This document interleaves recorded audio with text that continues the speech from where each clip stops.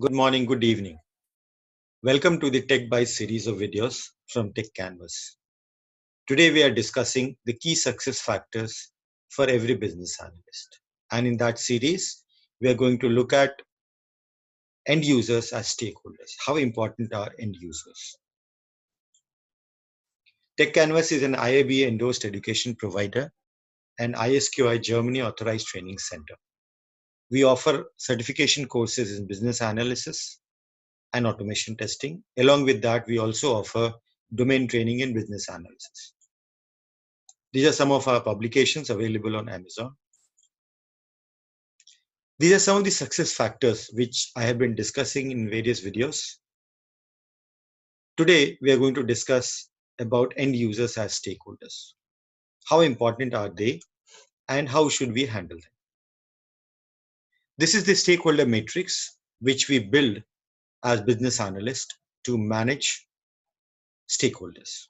This is the quadrant which shows on the y-axis the influence of the stakeholders on the project, and on the x-axis what is the impact of this project if implemented on the stakeholders. Where do the end users lie on this? So end user essentially are the set of users who are going to be impacted by the project, but their influence as a stakeholder is very low.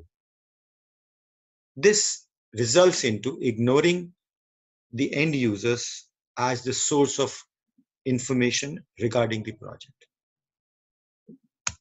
What happens because of that? Let me give you an example. Quite early in 2000, we went to Manchester to look into a problem which an organization was facing at the call center. This was happening in the software which was developed by an IT company from India, and the call center agents were facing a lot of troubles. When we started to investigate and started to talk to the end users, we realized that that was the early 2000s. So there was no payment gateways which was working right now at that point in time. So they were taking orders on the telephone, punching in their credit cards, and then generating the invoice. What was happening was that invoice generation and the printing used to get stuck.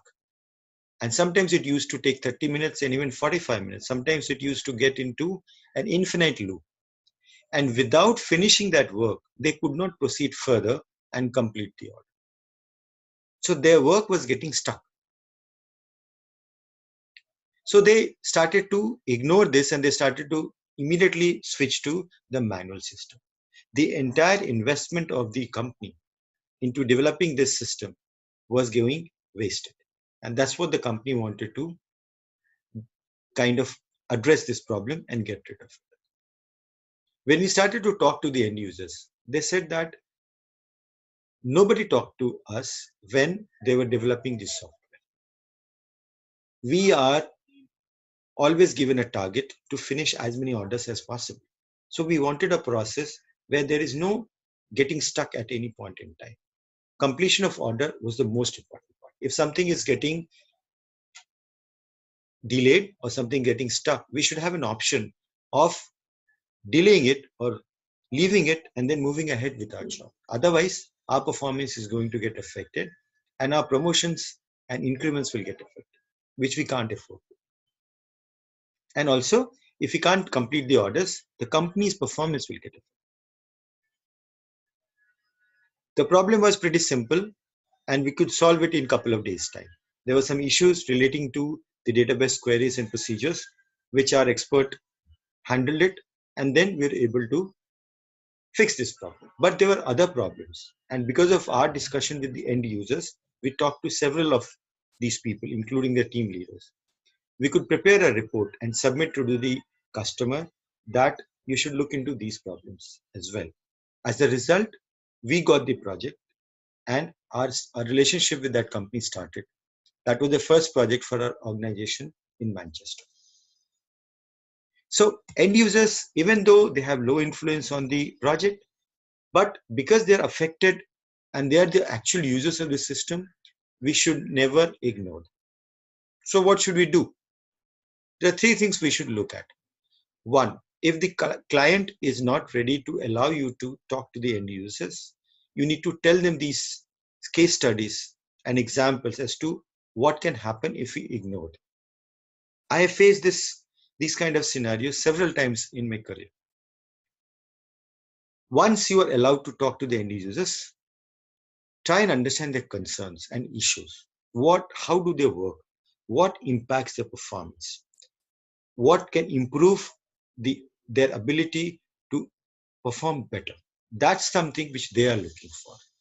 It has to be a win-win situation for both you as well as for the stakeholders. In this case, these are the end users. But you must be really careful about the wish list which the end users can give. They don't understand possibly the business goal and the objectives. They are more concerned about their own interests. But at the same time, they can come up with a lot of lists, a lot of features which might not be as relevant as they feel it to be. So you have to be careful about that.